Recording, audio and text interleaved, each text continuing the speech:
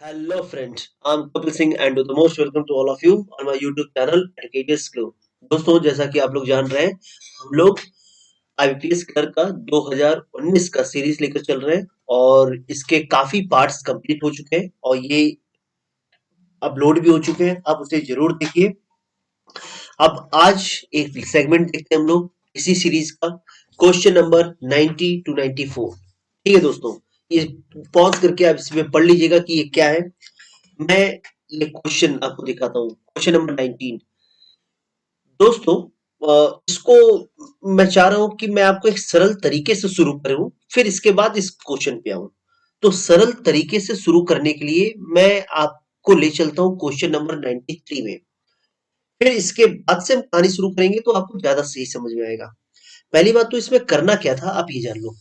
इसमें करना ये है कि आपके सामने चार वर्ड बोल्ड करके दिए जा रहे हैं। चार वर्ड बोल्ड करके दिए जा रहे हैं दोस्तों। ठीक है, आपके सामने चार वर्ड बोल्ड करके दिए जा रहे हैं। अब ये चार वर्ड जो बोल्ड करके दिए जा रहे हैं ये कह रहे हैं कि ये चार वर्ड में दो वर्ड कोई ऐसे हैं जो कि रिप्लेस होंगे और रिप्लेस होंगे तभी ये सही मीनिंग बना पाएंगे। तो ऐसे कौन से वर्ड हैं जो रिप्लेस होंगे और तभी ये सही मीनिंग बना पाएंगे? तो ये देख लेते हैं हम लोग दोस्तों। तो पहला एक वर्ड है पावर, दूसरा एक वर्ड है डिमांड, तीसरा एक इकोनॉमिक और चौथा एक है टू इंक्रीज। देखिए दोस्तों ये पढ़िए जरा। In India is only going to increase. अब going to power, going to economic ये फिट बैठ रहा है क्या? गोइंग टू डिमांड ये भी फिट नहीं बैठ रहा। तो गोइंग टू इंक्रीज ये फिट है, ये रिप्लेस नहीं होगा, ये जहां पर है ये सही है। तो इसका मतलब डी तो सही है। अगर डी रिप्लेस नहीं होगा तो हमारा आंसर सी और डी, ये दो तो कट गए दोस्तों। ये सी और डी ये कट गए। अब देखते हैं क्या होगा। अब कई बार आपने पढ़ा होगा कि इकोनॉमिक ग्रोथ एक साथ, इकोनॉमिक ग्रोथ डिमांड ग्रोथ नहीं होता, इंक्रीज ग्रोथ नहीं होता, लेकिन इकोनॉमिक ग्रोथ देखा होगा आपने। तो अगर इस इकोनॉमिक को पावर की जगह रख दे और पावर को इकोनॉमिक की जगह रख दे तो ये मीनिंग आपस में बहुत सही हो जाएगी। देख लीजिए, with economic growth the demand for power in India is only going to increase.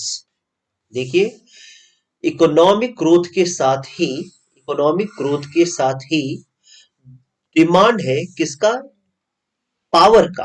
Power का जो डिमांड है यहाँ पे पावर हो जाएगा ना दोस्तों। जो पावर का डिमांड है भारत में is only going to increase, ये केवल बढ़ने ही जा रही है। ठीक है, तो हमें क्या करना था? क्वेश्चन आप ध्यान से समझिए। ये क्वेश्चन कुछ नए पैटर्न का आ रहा है और इसमें करना क्या होता है? इसमें करना ये है कि हमें चार वर्ड बोल्ड करके दिए गए और इस वर्ड में, चार वर्ड में कोई दो वर्ड ऐसे होंगे जो रिप्लेस करेंगे। तो आपको सब वर्ड आगे पीछे के, अगल बगल के वर्ड को देखकर आपको मैच करना होगा दोस्तों कि क्या फिट हो सकता है क्या नहीं हो सकता है। तो जैसा हमने कहा कि यहाँ पे इकोनॉमिक ग्रोथ एक फिट स्ट्रक्चर बैठ रहा। अब इकोनॉमिक अगर इधर आएगा तो जाहिर सी बात है ये पावर की प्लेसिंग गलत है। तो पावर हटेगा तभी ना इकोनॉमिक आएगा। और जैसे ही इकोनॉमिक वहां पर आया तो पावर अब कहाँ जाएगा? तो यहीं पर रखेंगे, ये आपस में रिप्लेस हो जाएंगे।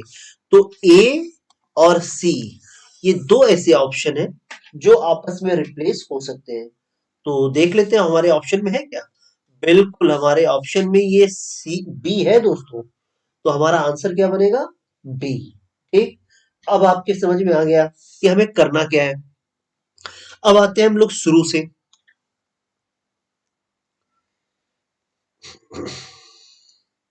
ये डायरेक्शन हम बिल्कुल आप पढ़ लिए होंगे। और today thermal accounts capacity generations for about two-thirds the installed generation capacity in the country। देखिए, अगर इसको मैं मीनिंग के बिहाफ पे समझूं तो ठीक है, मेरे तो समझ में आई है, लेकिन आपको मैं क्लू के हिसाब भी देना चाह रहा हूँ। क्लू क्या है देखिए। अब यहाँ पे जनरेशन बोल्ड में है लेकिन यहाँ पे जनरेशन बोल्ड में नहीं है। और यहाँ पे कैपेसिटी बोल्ड में है लेकिन यहाँ पर कैपेसिटी बोल्ड में नहीं है। तो अब याद देखिए, एक लिखा है कैपेसिटी जनरेशन और एक जगह लिखा है जनरेशन कैपेसिटी। ठीक, तो जाहिर सी बात है यहाँ पे कैपेसिटी जनरेशन ये फिट स्ट्रक्चर नहीं होगा, फिट स्ट्रक्चर होगा जनरेशन कैपेसिटी। तो जनरेशन तो यहां से हटेगा दोस्तों, ये तो क्लियर हो गया कि जनरेशन यहां से हटेगा। और कहाँ आएगा ये भी क्लियर हो गया, ये जनरेशन कैपेसिटी के पहले आएगा, तभी तो हम जनरेशन कैपेसिटी डी वाले को जस्टिफाई कर पाएंगे। तो इस बेस पर इस अकाउंट को भी हटाना पड़ेगा, और जाहिर सी बात है रिप्लेस करते हैं अकाउंट को रखते हैं जनरेशन की जगह, और जनरेशन को रखते हैं अकाउंट की जगह। अगर इस तरीके से हम लोग देख लें तो देखिए, टुडे थर्मल जनरेशन कैपेसिटी का मतलब होता है कि आज थर्मल जनरेशन क्षमता, इस तरीके से थर्मल जनरेशन क्षमता amounts for about 2/3 the installed generation capacity। का मतलब ये हो गया कि आज थर्मल जनरेशन क्षमता देश में स्थापित जनरेशन क्षमता का लगभग 2/3 है। इस तरीके का एक हिंदी बनाते हुए आप सेंटेंस को सही कर सकते हैं। तो हमने क्ल्यू के जरिए इसको फिट किया है दोस्तों। आप मीनिंग के बिहाफ पे जा सकते हैं। अच्छा, इसको इससे शुरू करने का एक कारण ये भी था कि ये क्वेश्चंस से हम लेकर आपको सरल तरीका पेश नहीं कर सकते थे, तो एक सरल स्ट्रक्चर ही लेकर हम आपको सरल तरीका दे सकते थे, इसलिए हमें स्टार्ट करना पड़ा 93 से। अब हम जान गए कि हमें करना क्या है, तो उस बेस पर हम यहाँ पे आ गए दोस्तों। ठीक है, अब आते हैं क्वेश्चन नंबर नेक्स्ट में। The IMF followed the World Bank in reducing the forecast for India's economic growth in the current financial year. In the current financial year, चालू वित्त वर्ष में, इसका मतलब होता है चालू वित्त वर्ष में। तो इसका ये तो क्लियर हो गया दोस्तों, ये नहीं हटने वाला, डी तो नहीं हटने वाला। अब डी अगर नहीं हटेगा तो इसका मतलब हम ये और ये रिप्लेसिंग नहीं कर सकते। ठीक, अब आते हैं the IMF followed, IMF followed करता है वर्ल्ड बैंक को, ठीक है, in reducing it's forecast for India's economic growth in current financial year. तो यहाँ तो आईएमएफ फॉलोड करता है वर्ल्ड बैंक, ये भी सही बैठ रहा है। और इन रिड्यूसिंग इट्स फोरकास्ट, अपने फोरकास्ट, फोरकास्ट माने आगे क्या होगा इस तरीके से पूर्वानुमान लगा देना, तो अपने पूर्वानुमान को रिड्यूसिंग करते हुए, ठीक है, फॉर इंडियाज इकोनॉमिक ग्रोथ को। ठीक है, यहाँ तो ए भी हमें ठीक लग रहा है, तो इसका मतलब ये भी ठीक लग रहा है, ए सी भी ठीक लग रहा है, बी डी भी सही लग रहा है, सी डी भी सही लग रहा है। ये मुझे लग रहा है कि पूरे सेंटेंस सही है, तो इसलिए हमारा आंसर होना चाहिए दोस्तों ई। इसका मतलब जो भी वर्ड यहाँ पर लिखा गया है उसकी प्लेसिंग बिल्कुल सही है। The IMF followed the World Bank in reducing its forecast for India's economic growth in the current financial year। ठीक है, बिल्कुल सही है दोस्तों। अब आते हैं अगले सेगमेंट में। In pursuit of novel way to draw court to the big prize, the Academy seems to have been attentions on the wrong foot again। बड़ा अटपटा लग रहा है पढ़ने में, देखते क्या है।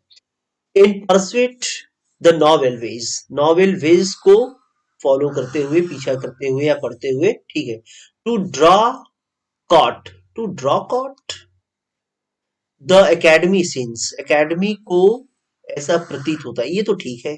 बी अपनी जगह पर सही है दोस्तों, तो बी अगर अपनी जगह पर ये सही है तो इसका मतलब हमारा आंसर, हमारा आंसर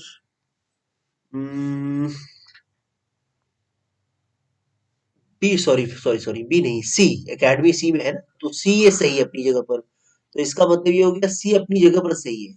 तो सी अगर अपनी जगह पर सही है तो सी ये हटेगा नहीं, और जब ये हटेगा नहीं तो हमारा आंसर सी वाला ये कट गया और सी वाला ये कट गया।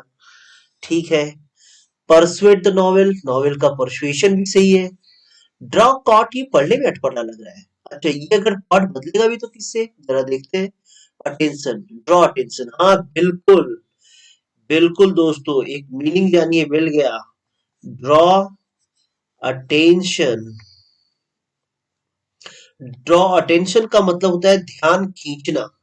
ड्रॉ अटेंशन का मतलब होता है ध्यान खींचना। तो इसका मतलब ये हो गया कि अटेंशन की प्लेसिंग हम कॉट की जगह रख दे, तो जाहिर सी बात है कॉट को अब आना पड़ेगा अटेंशन की जगह पर। और देखिए यहाँ पर हैव बीन के साथ वर्ब का थर्ड फॉर्म, कितना सही और सटीक, कितने सरल स्ट्रक्चर के साथ, बिल्कुल। तो हमें आपस में बदलना पड़ेगा बी को और डी को। तो देखते हैं बी डी कहीं है क्या हमारे यहाँ। बिल्कुल है दोस्तों, देखिए कितना सरल क्वेश्चन आपके नजरों के सामने से गुजरता हुआ। बिल्कुल मत छोड़िए दोस्तों, कितना सरल है सिलेक्शन पा लेना। नहीं, इस तरीके से चीजों को अगर हम समझते हुए चलेंगे तो इंग्लिश बिल्कुल आसान है। और जिस तरीके से आज आप लोग देख रहे हैं कि सब्जेक्ट टफ से टफर होते जा रहे हैं, लेकिन इंग्लिश की समझ अगर आपके अंदर डेवलप हो रही है तो ये बहुत ही आसान है। आते हैं अगले क्वेश्चन में, 93। ये 93 का क्वेश्चन दोस्तों अभी अभी हमने किया था और ये अब बहुत अच्छी तरह समझ गए होंगे। आते हैं अगले क्वेश्चन में। The air quality index of the Delhi worsened slightly and expected in the poor category, and is state to further deteriorate from the last week of the, ठीक है, of the month। चलो, तो the air quality index of Delhi worsened। Air quality जो है इन दिल्ली का, वो और बद से बदतर हो जा रहा धीरे धीरे, स्लाइटली एंड एक्सपेक्टेड, और ऐसा ऐसा किया जा रहा in the poor category and is state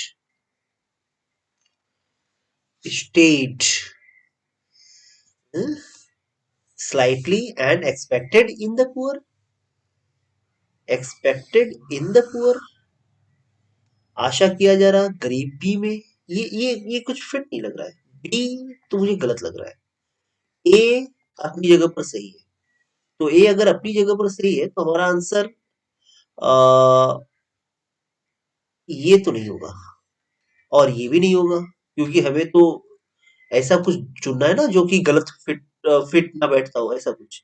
तो फिट ना बैठता हो तो इस बेस पे बी तो फिट नहीं बैठ रहा। अब बी नहीं फिट बैठ रहा है तो ये आंसर होना चाहिए, और यहाँ पे बी है नहीं। देख लेते हैं बी अच्छा किससे रिप्लेस हो रहा है, सी से। अगर बी को हम सी की जगह रख दें और सी को हम बी की जगह रख दें, तो देखिए सही बन रहा है क्या। The air quality index of Delhi worsened slightly and stayed in the poor category. Oh my God, कितना सही बैठा। And is expected to further, बिल्कुल सही दोस्तों। देखो क्या मतलब है, जो एयर क्वालिटी इंडेक्स है दिल्ली का, वो और बुरा हो रहा है धीरे धीरे, and stayed in the poor category, और रुका हुआ है पुअर कैटेगरी में, बहुत ही बदतर स्थिति में। एंड इज एक्सपेक्टेड, और ऐसा आशा किया जाता है, टू फर्दर डिटीरियोरेट, कि ये और भी ज्यादा खराब हो जाएगा, from the last week of the month, month के लास्ट वीक में। तो कितना सही है दोस्तों। बिल्कुल बी से सी रिप्लेसिंग करिए, और बी से सी जब रिप्लेसिंग करेंगे तो आपका आंसर मिलेगा सी। तो इस बेस पर आपको आंसर टिक करना पड़ेगा सी। ठीक, आते हैं। ओ, क्वेश्चंस खत्म हो गए दोस्तों। कोई बात नहीं, बहुत जल्दी बहुत ही अच्छे क्वेश्चंस के साथ हम लोग फिर आएंगे।